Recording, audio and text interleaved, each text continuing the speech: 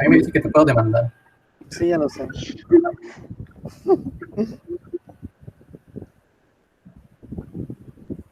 Te vemos en los juzgados, Charlie. Ya se está grabando todo lo que digan, ¿eh?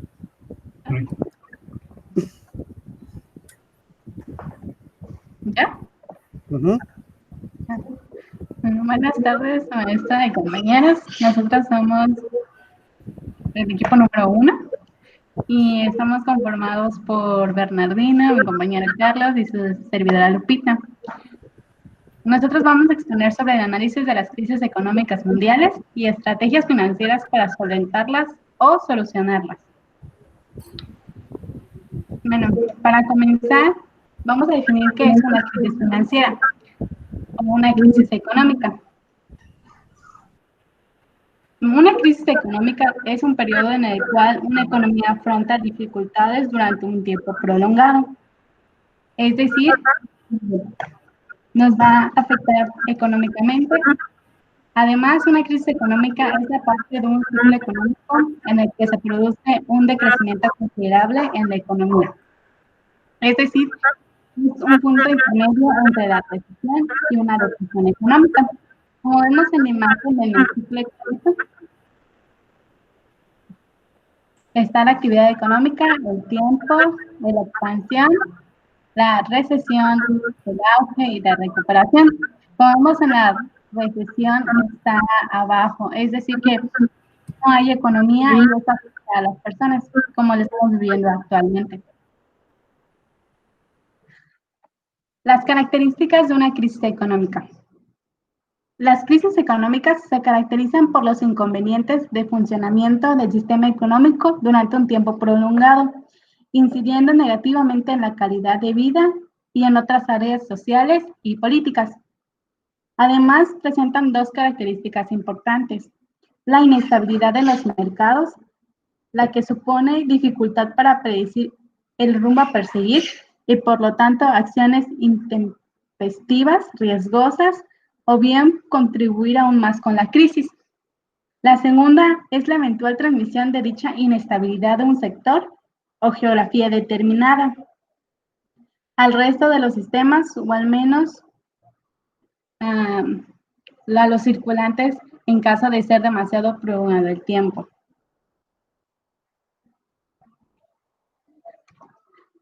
Análisis de las crisis económicas mundiales.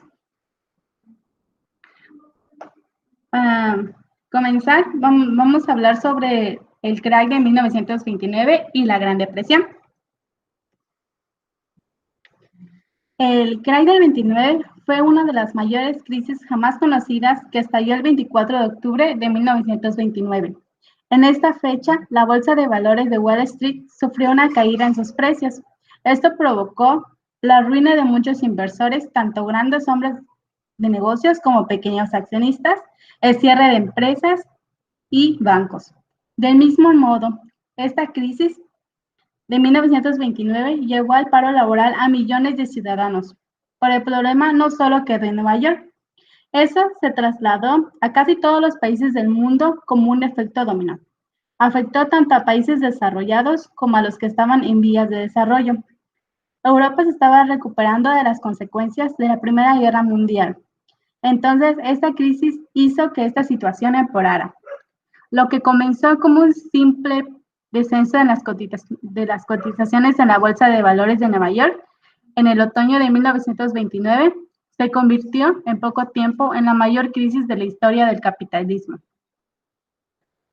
Tres fueron los sectores que contribuyeron a desencadenar la crisis, las cuales fueron la agricultura, los sectores industriales envejecidos y el sistema monetario internacional. En medio de la prosperidad de los años 20 surgieron algunos signos de debilidad, y aunque en aquel tiempo esos aspectos negativos no fueron considerados significativos, desde la perspectiva histórica se ha comprobado que fueron decisivos en el desencadenamiento y decisión de la crisis de 1929. Esta fecha se le conoce como Jueves Negro, se produjo una quiebra en el mercado de valores y provocó un periodo prolongado de deflación marxistas, monetarias y keynesianos han intentado dar una explicación de este episodio que en realidad se correspondió con un largo periodo que va desde 1929 hasta 1939. La deflación, la caída de producción, la acumulación de stocks, el desempleo masivo, la contracción del comercio mundial y la ruptura del sistema de pagos internacionales marcaron en la mayoría de los países capitalistas avanzados un gran quiebre. Las causas de la llamada Gran Depresión fueron la sobreproducción. Esto porque hubo un desequilibrio entre los precios agrícolas e industriales. Los precios agrícolas crecen más lentamente que los industriales. Por lo tanto, hace que los campesinos no tengan tanto capital como para poder comprar una maquinaria. Marcaron la coyuntura en la mayoría de países capitalistas avanzados. Las economías europeas se recuperaron y el incremento de producción de algunos países menos desarrollados durante la guerra, junto con la producción sin controlar la de Estados Unidos. Otra causa fue el desorden monetario. Con la guerra, las principales monedas perdieron su valor fijo respecto al oro. Desde 1919, solo el dólar permaneció como moneda convertible en oro y de cambio fijo, llegando a ser la divisa internacional por excelencia. Las restantes monedas entran en un proceso de poco valor que provocó grandes inquietudes en los mercados de divisas. Los inversores se desplazaban constantemente de un país a otro buscando la máxima rentabilidad. La inseguridad monetaria se instaló en todo el mundo. En el Reino Unido se intentó su moneda, la libra esterlina, volviera a ser una divisa internacional frente al dólar y fracasaron. Como consecuencia de esto, la inestabilidad financiera internacional aumentó. La tercera causa fue la relativa recuperación económica. A partir de 1924, la economía mundial se recuperaba, favorecida por la política, pero se puede afirmar que los Estados Unidos tuvieron una clara recuperación producida por el consumo de electrodomésticos y automóviles. El resto de los países solo tuvieron una ligera recuperación. Por último, la especulación. El crack del 29 fue la mayor crisis jamás conocida que estalló el 24 de octubre de 1929. Esto provocó la ruina de muchos inversores, tanto grandes hombres de negocios como pequeños accionistas, el cierre de empresas y bancos. La especulación fue la causa principal del crack de la bolsa de Nueva York. Los años 20 fueron buenos para los Estados Unidos ya que querían enriquecerse rápidamente y con un mínimo esfuerzo. La especulación llegó a la bolsa gracias a las normas de Wall Street y por la subida producida durante la década de los 20 en las acciones. Los negocios eran rápidos y beneficiosos. Y la mayoría de los pequeños empresarios decidieron invertir y vivir de ello. Los agentes de bolsa prestaban a sus clientes dinero a cambio de títulos comprados y también pedían prestado a bancos para poder comprar esos títulos, porque con las ganancias de la bolsa se podían pagar los créditos y sus intereses. Y con ello llevó la especulación a la bolsa a la quiebra. La segunda crisis que vamos a hablar es la crisis del petróleo de 1973. La crisis de petróleo de 1973 fue una crisis internacional que tuvo lugar en el año 1973 con la decisión de varios países del Golfo Pérsico de no exportar petróleo a los países occidentales. La determinación del bloque árabe de la OPEP llevó a cabo un embargo florífero a las naciones occidentales. Fue un acto de represalia a los países que apoyaron a Israel en la guerra de Yom Kippur. Esta medida provocó que los precios incrementaran y, consecuencia, hubo una inflación. Debido a la fuerte dependencia que existía del petróleo procedente del Oriente Medio, los países occidentales se vieron sumidos en una grave crisis económica por medio de que los precios aumentaban. El precio del barril aumentó $2.90 a 11.90 en ese entonces. Mientras tanto, muchos países de la OPEP que se hallaban en vías de desarrollo nacionalizaron las empresas petrolíferas y vieron cómo sus ingresos públicos aumentaban notablemente. Ante el embargo llevado a cabo por las naciones del Oriente Medio, se produjeron importantes problemas de suministro energético y consecuencias sobre los países desarrollados y no tardaron en hacerse notar. El embargo duró 6 meses porque se levantó en marzo de 1974. Se produjo una inflación y muchos países entraron en una etapa de bajo crecimiento económico. Precisamente en este periodo económico marcado por una gran inflación. La crisis del lunes negro de 1987. El 19 de octubre de 1987, llamado también el lunes negro, y de igual manera fue como la primera crisis que expusimos fue por la bolsa de Wall Street. Pero esta fue porque el índice promedio industrial de Dow Jones bajó un 22%. Esto provocó que las bolsas europeas y japonesas también sufrieran pérdidas. El colapso fue provocado por la creencia generalizada de que el manejo inapropiado de información confidencial y la adquisición de compañías con dinero proveniente de préstamos estaba dominando el mercado, mientras que la economía de Estados Unidos se estaba estancando. De igual manera, había preocupación sobre el valor del dólar, que había estado perdiendo poder en los mercados internacionales. Estos temores se incrementaron cuando Alemania subió una tasa de interés clave, llevando a la apreciación de la moneda de este país. Por otro lado, los sistemas computarizados de venta de acciones hicieron las peores bajas de las bolsas, ya que las órdenes de venta se ejecutaban automáticamente. Este colapso pareció tener pocos efectos económicos directos y la bolsa de valores se recuperaron en poco tiempo. Sin embargo, las bajas tasas de interés, especialmente en el Reino Unido, podrían haber contribuido a la burbuja que se produjo en el mercado inmobiliario del 88 y 89. También este colapso demostró que las bolsas de valores del mundo estaban interconectadas y que los cambios en la política monetaria en un país podrían afectar los mercados alrededor del mundo.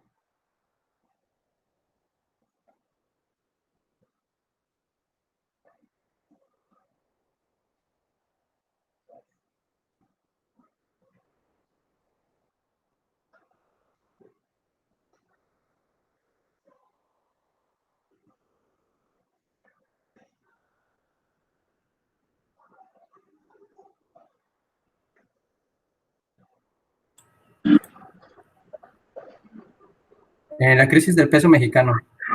La crisis económica de 1994 fue una crisis iniciada en México provocada por la falta de reservas internacionales, causando una devaluación del peso mexicano durante los primeros días de la presidencia de Ernesto Zedillo.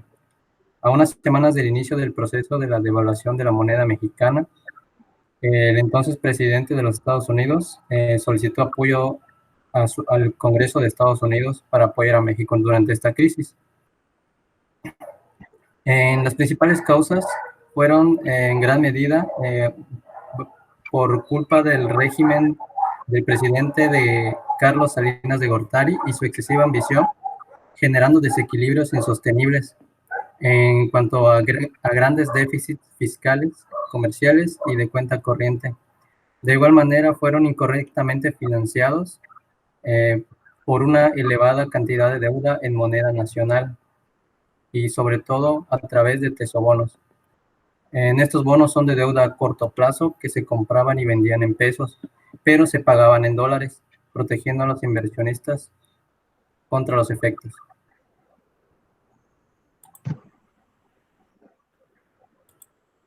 La siguiente crisis es la crisis de Asia de 1997. La crisis tuvo origen en Tailandia y fue en base a una serie de ataques especulativos contra el baht, que es la moneda nacional de Tailandia. Estas especulaciones estallaron tras varias décadas de excelentes resultados económicos en Asia. Aunque las circunstancias no fueron idénticas en todos los países, las dificultades se debieron principalmente a los desequilibrios macroeconómicos. Estas son las principales causas. Aunque en general se mantuvo el equilibrio del presupuesto público y la tasa de la inflación, esto no detuvo el deterioro de la balanza de pagos y la fragilidad del sistema financiero y del sector empresarial. Los desequilibrios de la balanza de pagos obedecieron a una vigorosa afluencia de capital privado y las tasas de inversión privada. Varios factores explican la fragilidad del sector financiero empresarial de Tailandia. Como podemos ver, las principales causas son el deterioro de la balanza de pagos y su fragilidad, y la fragilidad del sistema financiero y del sector empresarial. Uno muy importante fue la alza del dólar y el endeudamiento en divisas desprovisto de cobertura, la excesiva utilización de crédito externo a corto plazo y de igual manera las inversiones riesgosas con un trasfondo de burbujas de precios de acciones e inmuebles. Es decir, que cuando el dólar subió, ya no pudieron solventar todos esos déficits que se presentaron al no poder cubrir aquellos gastos, ya que por lo general todavía no eran utilizados las coberturas en cuanto a seguros de divisas. Entonces eso fue uno de los principales cambios.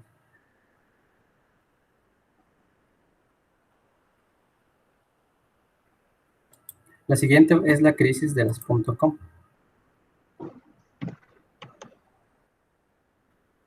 Las crisis de las .com iniciaron en el año 2000. La burbuja.com es un término que se refiere a un periodo de crecimiento en los valores económicos de empresas vinculadas con Internet. Esta corriente económica especulativa fue muy fuerte durante los años de 1997 y los años 2001. Durante este periodo, las bolsas de valores de las naciones occidentales vieron un rápido aumento de su valor debido al avance de las empresas vinculadas al nuevo sector de Internet y a la llamada nueva economía. Al pasar el tiempo, muchas de estas empresas quebraron o dejaron de operar. El periodo fue marcado por la fundación y en muchos casos, especulativamente, la quiebra de nuevos grupos de compañías basadas en Internet, que son designadas comúnmente como las empresas .com. Las principales causas de esta crisis fueron la sobrevaloración de las empresas, gracias a la especulación en las plazas bursátiles y también en la manipulación de las cuentas empresariales. Otro punto es el nacimiento de empresas que tuvieron mucho éxito, como Apple, Microsoft y Yahoo, basadas en la renta variable. Es decir, que todos quisieron imitar el éxito de estas grandes empresas, pero no todas pudieron mantenerse con esas mismas ganancias de los gigantes. El otro punto es no había una racionalidad económica ni valoración financiera, ni tampoco una banca de inversión. Lo único que importaba era el tráfico y el plan de negocios prometedor. Y finalmente se subestimó la complejidad y los costos de logística de distribución. Esto fue aplicado a todas las empresas que se dedicaban a entregar productos. No contemplaron aquellos gastos logísticos que se elevaron y que no pudieron mantenerse. Ahora bien, en cuanto aparecieron los primeros fracasos y dudas, las expectativas pasaron de ser favorables a desfavorables y los capitales huyeron tan rápido como llegaron, lo que provocó un derrumbe. De todas formas, muchas personas ya antes del derrumbe entendían que la valoración de las empresas del mundo virtual no era sostenible y que tarde o temprano iba a ocurrir una corrección en el mercado, entendiendo que estos valores contenían una importante sobrevaloración de origen especulativo.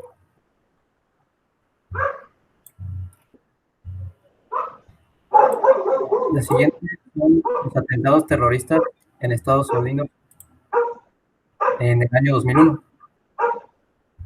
Los atentados del 11 de septiembre de 2001 fueron una serie de 4 atentados terroristas cometidos la mañana del martes 11 de septiembre del 2001 en los Estados Unidos por la red yihadista Al-Qaeda, que mediante el secuestro de aviones comerciales para ser impactados contra diversos objetivos y que causaron la muerte de 3.016 personas, incluidos los terroristas, la desaparición de 24 y más de 6.000 heridos.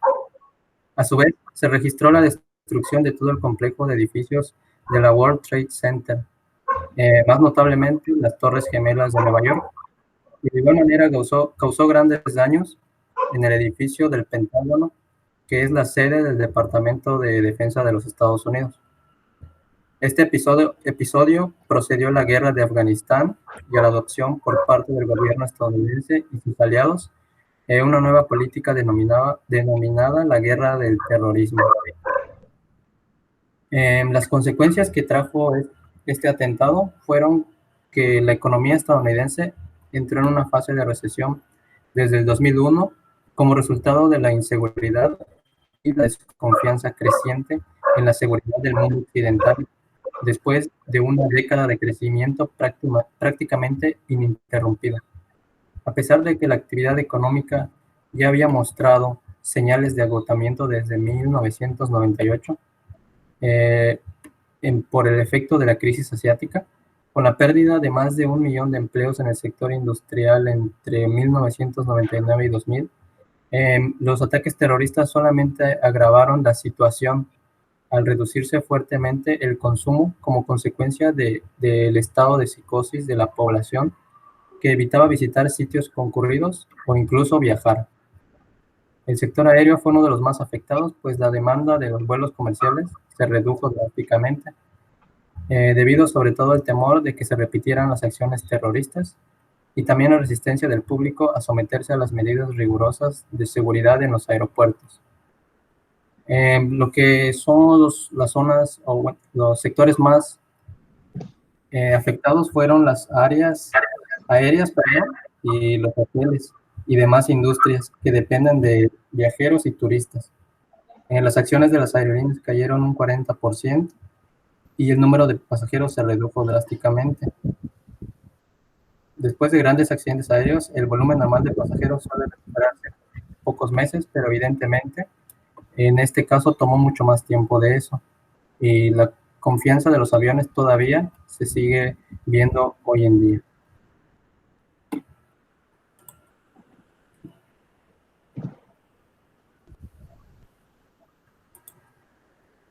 La siguiente crisis es la de la Gran Recesión. Esta crisis fue en un plazo del 2007 al 2009 y en esta básicamente es una crisis internacional provocada principalmente por los excesos de créditos que se daban sobre hipotecas subprime en los Estados Unidos y que en un lapso de tiempo del 2006 al 2008, afectó la economía de ese país, y esto, gracias a esto, trajo muchas consecuencias, entre las que están varias quiebras de bancos, el principal, que es Lehman Brothers, que fue la que detonó la crisis a nivel mundial, afectando así también los mercados financieros de Estados Unidos y expandiéndose a los mercados de Europa.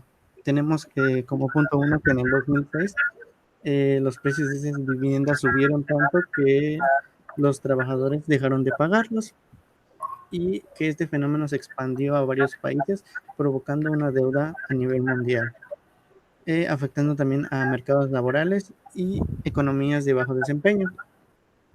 El siguiente.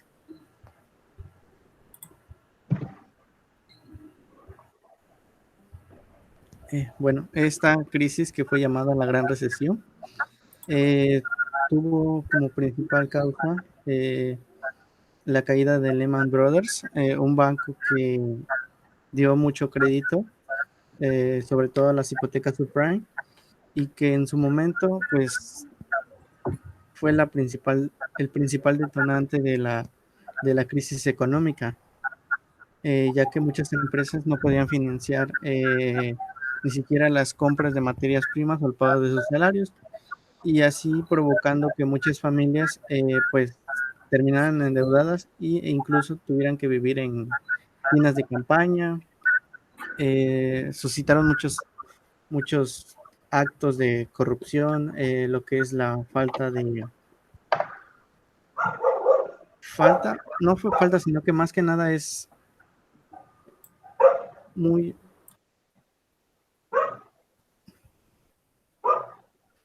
muy poca regulación de los Estados Unidos, que estas instituciones aprovecharon para realizar actos de mucho riesgo, que al fin y al cabo les trajeron muchas consecuencias. El siguiente.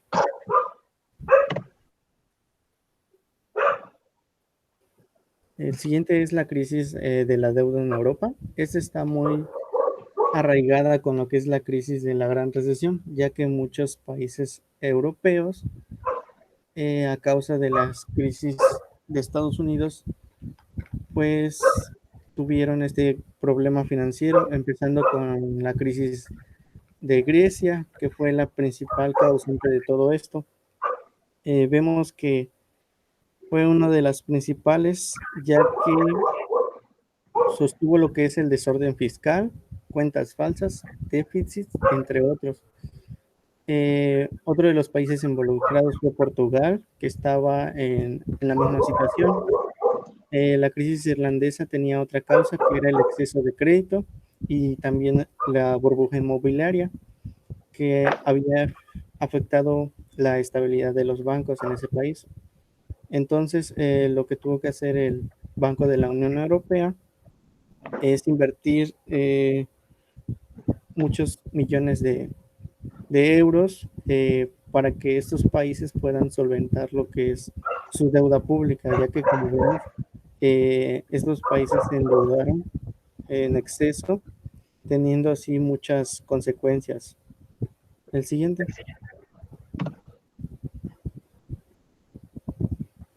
También vemos cómo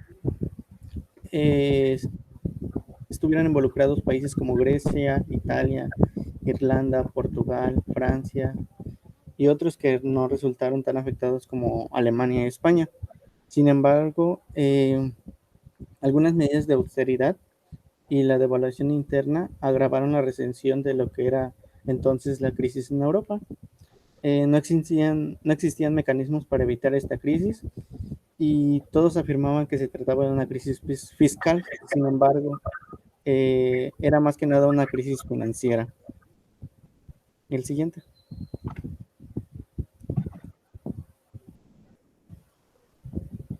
En el 2010 se suscitó lo que fue llamado la guerra de divisas y desequilibrios mundiales, en lo que estaban involucrados países como China, Estados Unidos, Japón, Francia, España y entre otros, hasta países de América.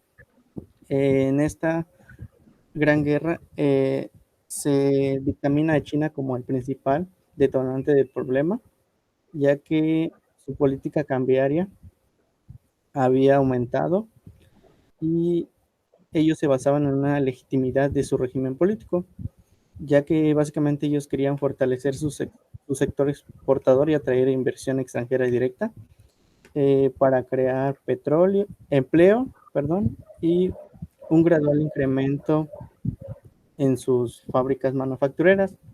Por otro lado estaba Estados Unidos, el cual tenía condicionantes internas distintas.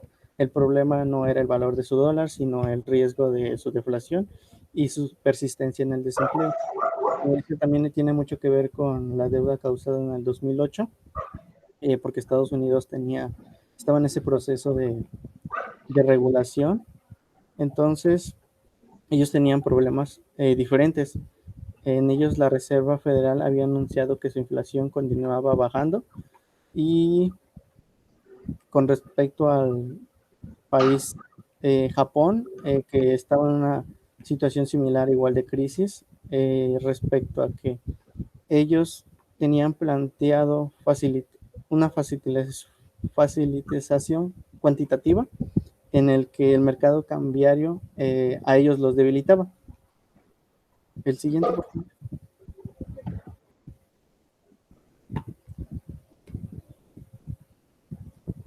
Eh, por otro lado, en la zona del euro, las cosas se veían de otra manera, ya que el Banco Central de Europa había informado que existía un riesgo de deflación de al menos el 66%, en donde los países con alto riesgo pues tenían ese problema. Y los países de América Latina como México y los tercermundistas, pues básicamente tenían que luchar contra ello, ¿no? Son los países más débiles y con ellos se veían más afectados.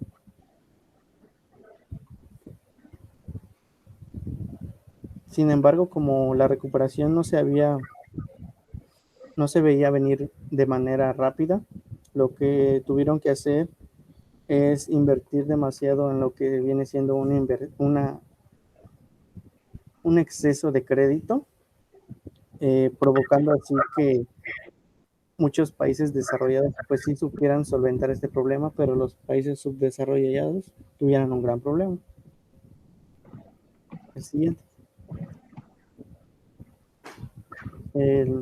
La crisis económica más actual, que es la del 2020.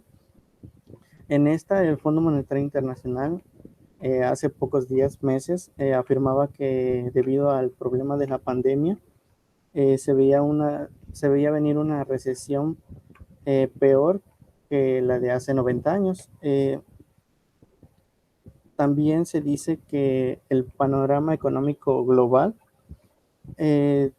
iba a tener una contracción del 3% y una caída del 11% en los volúmenes de comercio, de bienes y servicios. Esto básicamente porque se tuvo que detener la economía a nivel mundial. Muchas empresas y manufactureras tuvieron que detener su producción, siendo así que el Fondo Monetario Internacional advirtió a los diferentes gobiernos y autoridades pues de implementar diferentes estrategias, tanto financieras como sociales, para ver el bien de sus ciudadanos y que esta crisis no los afecte demasiado al punto de que no puedan subsistir. El siguiente.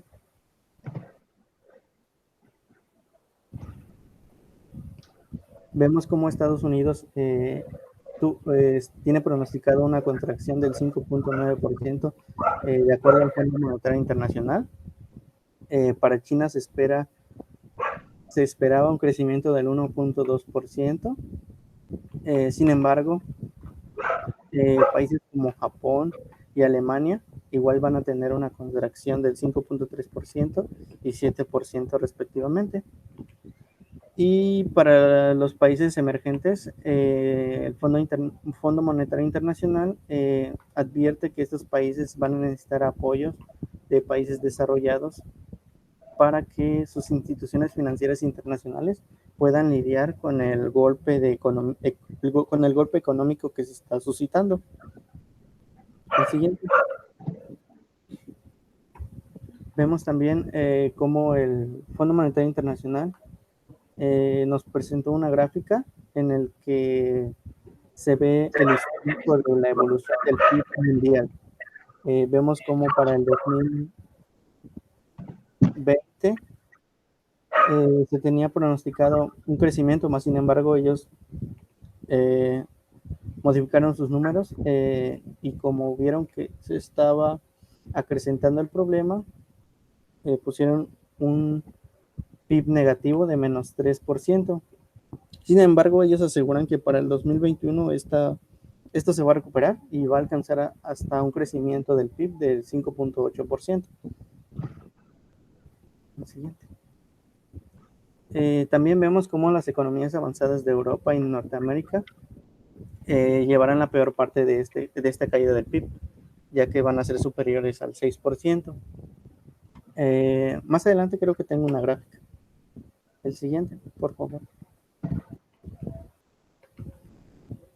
Aquí, en esta, podemos ver cómo en lo que es la zona del euro, podemos ver las contracciones de las economías con respecto a su PIB. Vemos cómo Alemania tiene un menos 7%, Francia menos 7.2%, Italia menos 9.1%, España con menos 8%. El que más sale afectado en esto es la economía de Grecia con un menos 10% y con una recuperación del 5.1%. Por otro lado, en América tenemos que Estados Unidos va a tener una contracción del 5.9% y el más afectado con respecto a todos es Venezuela con el menos 15% y una recuperación del menos 5%. Es decir, no son nada alentadores. Incluso México tiene un menos 6.6% de contracción en su economía y países como Brasil, Argentina tienen de menos 5%. El siguiente.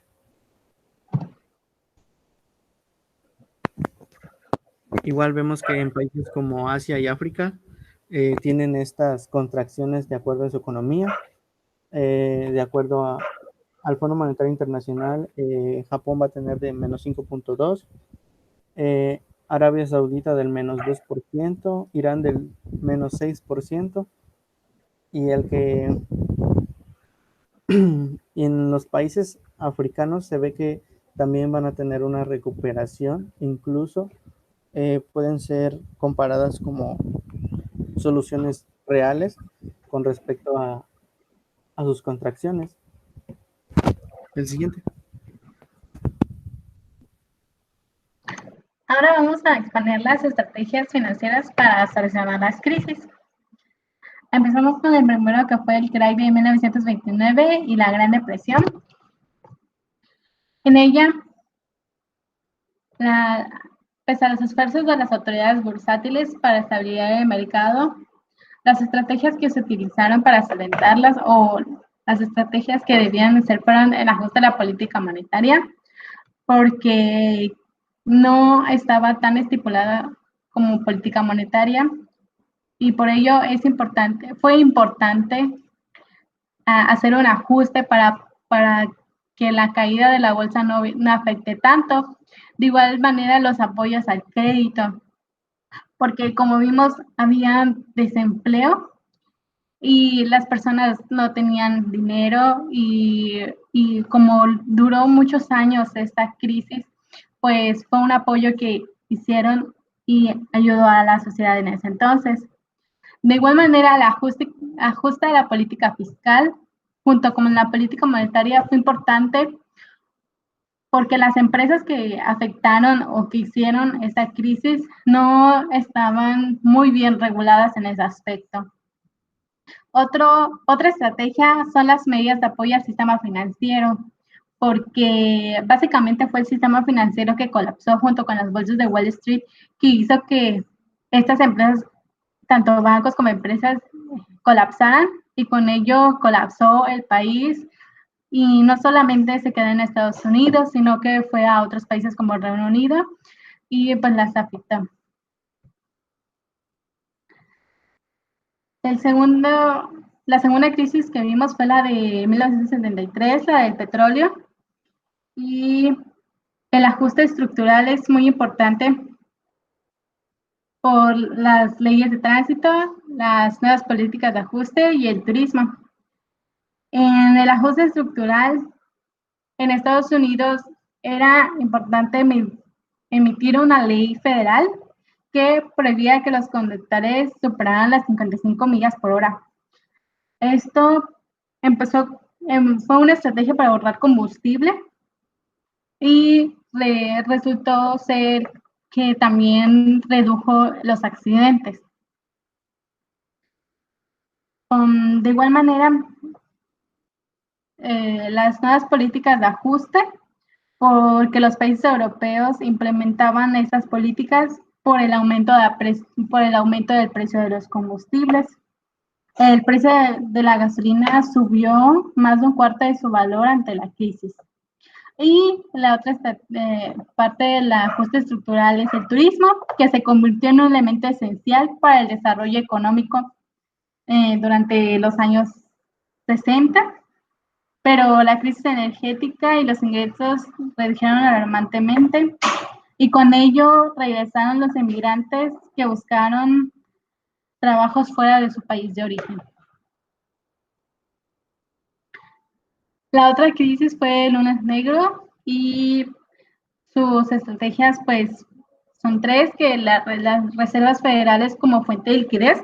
Como vimos en 1929, surgieron otras estrategias. En esta fue la Reserva Federal como fuente de liquidez, porque al tener una política monetaria, eso hace que la Reserva Federal sea como una fuente de financiamiento o liquidez para obtener dinero, porque de igual manera esta crisis fue a causa de que el índice Dow Jones bajó. La política de reinversión es de acuerdo con la Reserva Federal, que junto con el sistema financiero se apoyaron en los bancos inadecuadamente, y eso hizo que hubieran leyes que no se permitían que los bancos cotizaran en las bolsas de valores, pero eso ha cambiado, porque ahorita ya cotizan, como lo vimos que afectó la crisis del 2008. Y por último, fue restaurar el crecimiento económico y crear estabilidad financiera. Con ello, las evaluaciones de la relación precios-ganancias en el ratio PER de los mercados de Estados Unidos se encontraron elevados, y las empresas de valores financieros fueron rescatadas por los bancos. Poco más de 2 décadas después, los propios bancos centrales estarían directamente involucrados en las tendencias masivas, y por ello fue que también se hizo lo de la política de intervención. Perdón.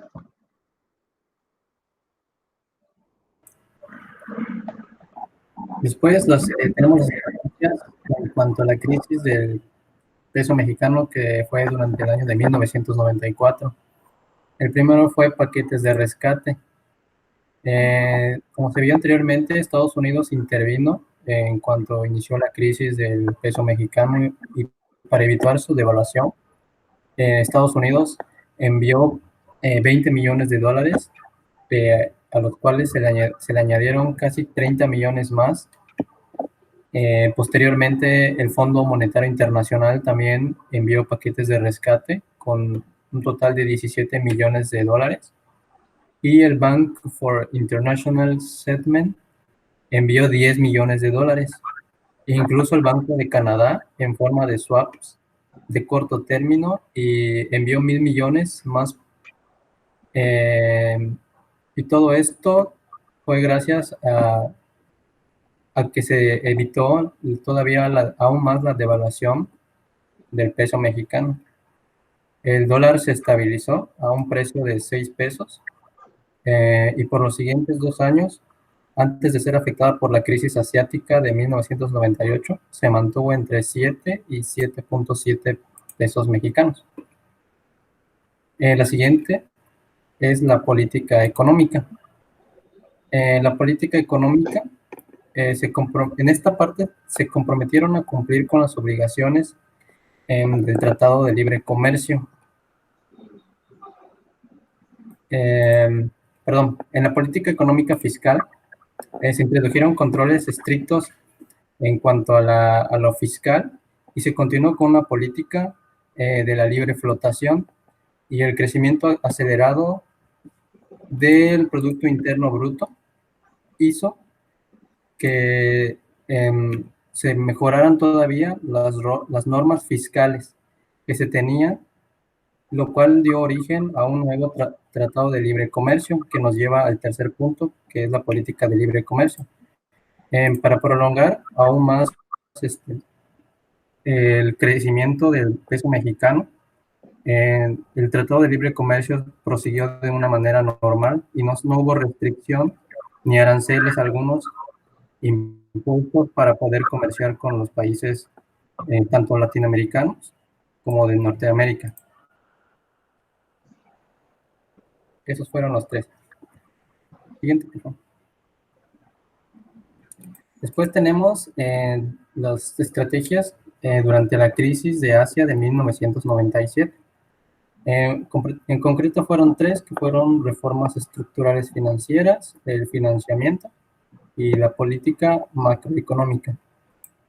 Bien, el primero es el financiamiento. El Fondo Monetario Internacional otorgó unos 35 millones de dólares para respaldar programas de ajuste y reforma en los países que estaban más afectados, que fueron Corea, Indonesia y donde inició, que fue Tailandia. La asistencia concedida a Indonesia se incrementó aún más en 1998 y 1999. La siguiente es la política macroeconómica. La política macroeconómica adoptó una política más restrictiva para detener el colapso de los tipos de cambio de los países, proceso mucho más avanzado de lo que podrían justificar los parámetros fundamentales de la economía. La restricción de la política monetaria fue temporal, ya que una vez que se había estabilizado la moneda de Tailandia, entonces se fue desregulando poco a poco. En esencia, correspondía aplicar una política firme a los países afectados para poder tener un mejor crecimiento y un balance. La siguiente es reformas estructurales. Se adoptaron medidas encaminadas a corregir las fallas existentes en el sector financiero de lo que es el sector asiático, en las consecuencias sociales de la crisis y sentar las bases para la reanudación del crecimiento económico. A la derecha tenemos una tablita del Fondo Monetario Internacional, donde se ve cómo a partir de la crisis de 1997, la economía fue creciendo nuevamente. Siguiente.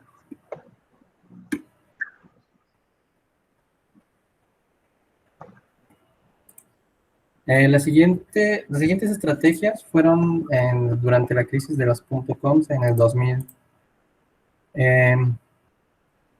Bueno, más que nada en esta fueron ayudas financieras internas a cargo de la Reserva Federal de los Estados Unidos. Durante la primera etapa hubo una subida en los tipos de interés hasta un 6.25%. Y aún así la desconfianza era muy grande y las cotizaciones cayeron. Se entró en una recesión y se volvieron a bajar los tipos de interés junto con una política monetaria más agresiva, previniendo la deflación y activando la economía. El segundo paso, después de haber elevado los tipos de interés, fue bajarlos al 1%. Después de esto, la Reserva Federal bajó al 1% para intentar conseguir un crecimiento económico.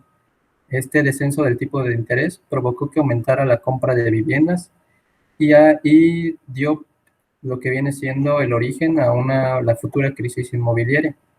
Es por eso que se cree que el estallido de la burbuja tecnológica fue un detonante en la burbuja inmobiliaria, y al igual que los atentados del 11 de septiembre.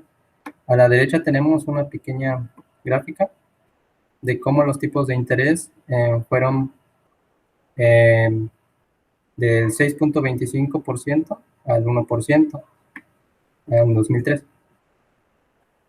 Siguiente, por favor. Luego, las estrategias adoptadas durante los atentados terroristas en el año 2001. Primero fue las ayudas financieras. El Congreso de los Estados Unidos aprobó un paquete financiero de 15 mil millones de dólares para el sector aéreo, ya que era el sector más dañado debido al miedo e inseguridad que causaban los tipos de vuelos tanto normales como los comerciales.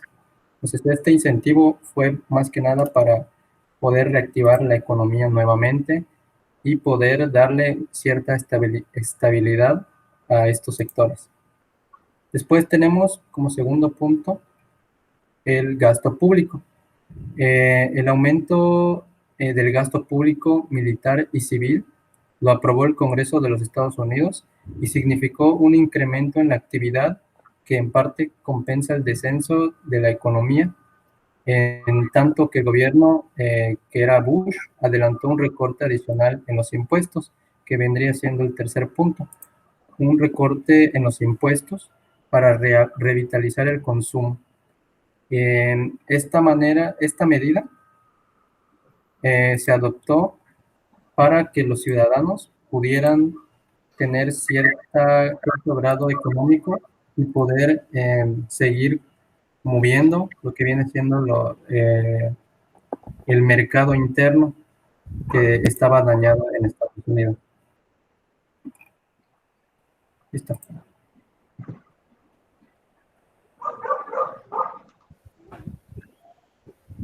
Con respecto a la crisis de la Gran Recesión, la primera estrategia que implementaron por parte del gobierno es que las regulaciones tenían que ser más estrictas, ¿no? Básicamente en ese tiempo las regulaciones eran más sencillas y muchas de las personas que en ese entonces eran empresarios apegados a los bancos, pues abusaban de ellos y no tomaron en cuenta el tipo de riesgo que corrían al realizar excesos de créditos.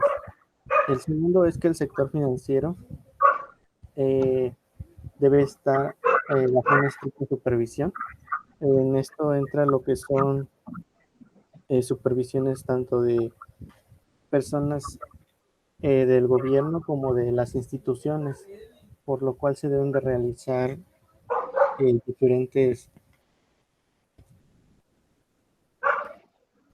auditorías o diferentes auditaciones por parte de este personal para que el sistema de las instituciones bancarias sea más transparente.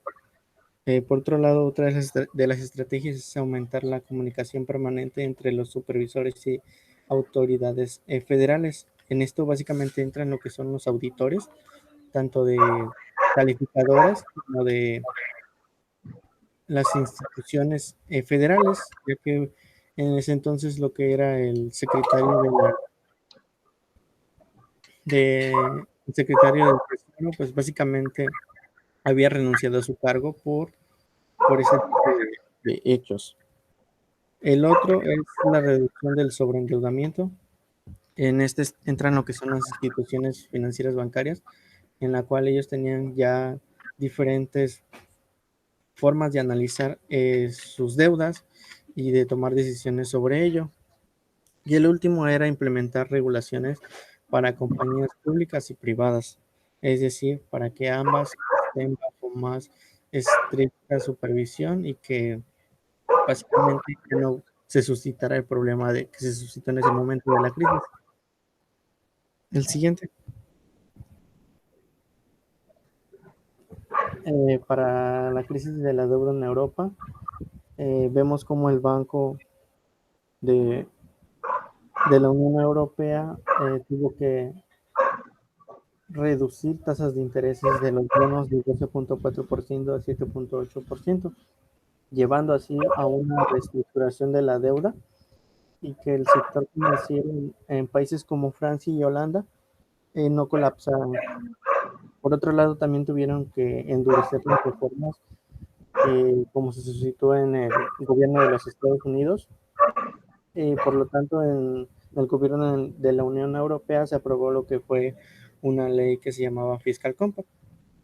En esta básicamente trataba de aumentar o elevar la supervisión para la obtención de deuda por parte de los países europeos. Otra es la introducción de normas que permitían la compra limitada de valores gubernamentales, ya que como sabemos en ese entonces los países europeos tuvieron un sobreendeudamiento con respecto a sus créditos. Entonces este banco de la Unión Europea introdujo esta norma que los limitaba a cierto número de compra de valores. Y por último establecieron lo que es una crisis o una política anticrisis, la cual trata de que estos países, sus superiores con respecto a las condiciones económicas, se reunieran y analizaran sus problemas económicos para que en dado caso de que encontraran algún hecho que esté suscitándose o algún problema, en grupo ellos puedan solucionarlo y no se vuelva a caer en lo que es una crisis de deuda. El siguiente. Por otro lado, en la guerra de crisis y desequilibrios mundiales, eh, entró lo que es el Fondo Monetario Internacional y el Banco Mundial, alentando así a los países a estructurar sus políticas monetarias para que estos sean menos vulnerables con respecto a otros países.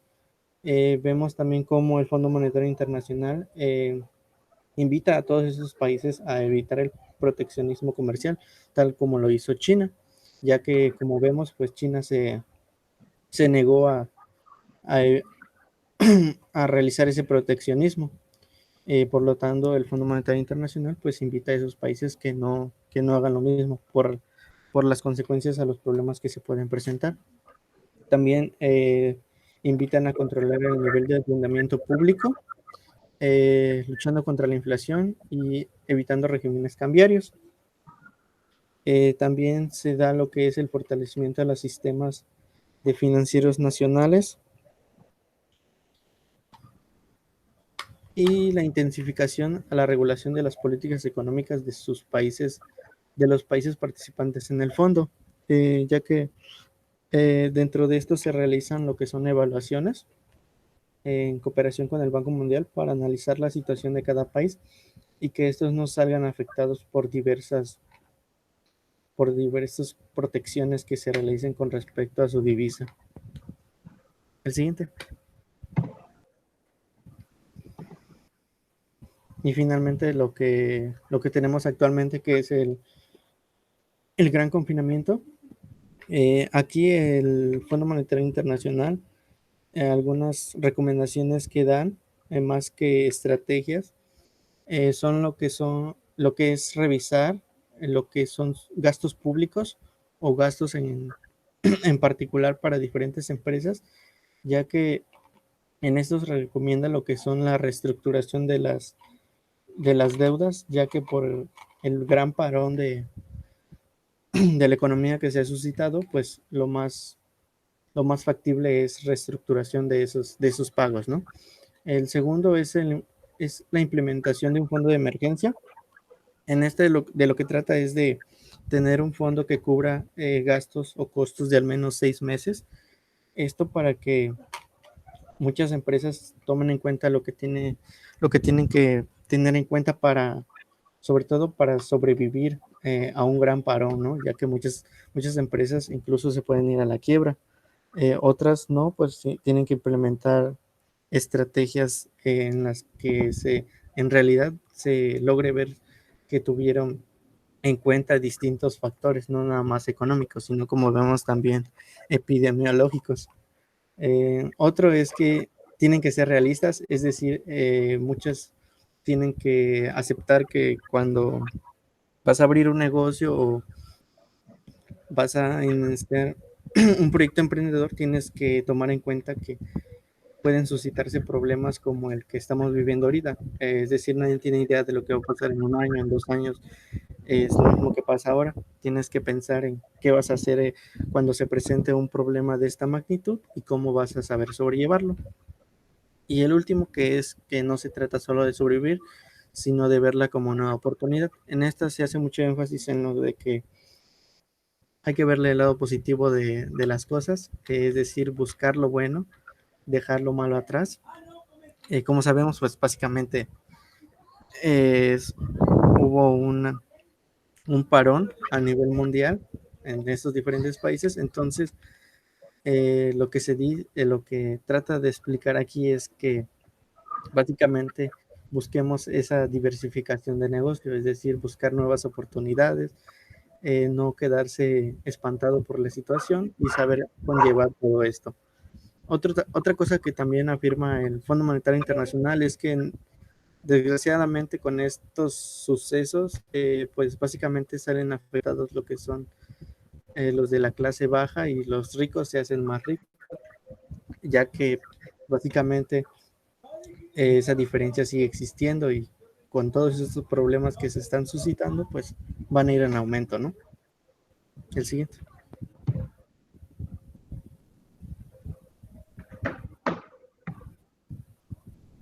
Bueno, nuestra conclusión es que las crisis financieras nunca van a desaparecer. Siempre va a existir una, pero de cierta manera podemos lograr que sean menos frecuentes, y como principal objetivo está la prevención ante posibilidades que existen, como mencioné anteriormente mi compañero. Respecto a las diferentes áreas en las que se pueden ver vulnerables en caso de una crisis, para poder administrar de mejor manera los riesgos y problemas que se puedan dar.